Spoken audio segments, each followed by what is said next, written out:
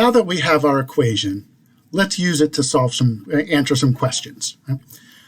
So remember our two questions we started with. We'd like to know, in this industry, what kind of a salary we should expect if we have 5 years of experience. Another question is, how long should we expect it to take before our salary reaches $100,000? Let's answer each of these questions now using our equation.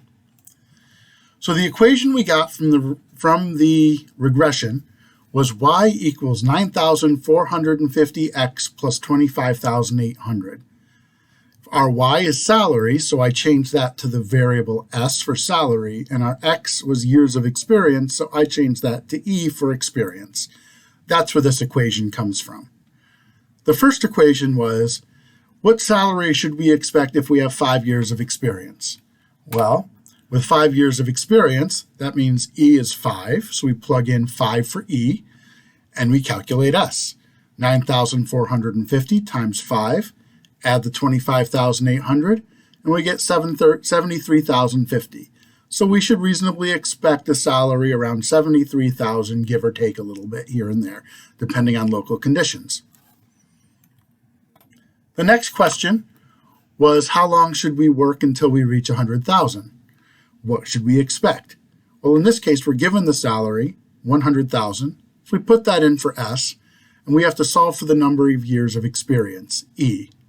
So the equation to solve is 100,000 equals 9450E plus 25,800.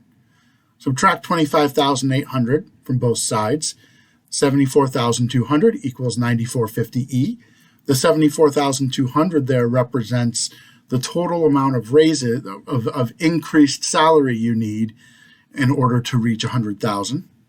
Divide by the 9450, and we get 7.85.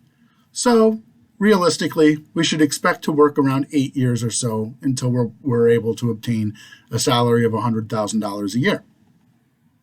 We can do a little bit more with this before finishing this section. We can interpret the parameters.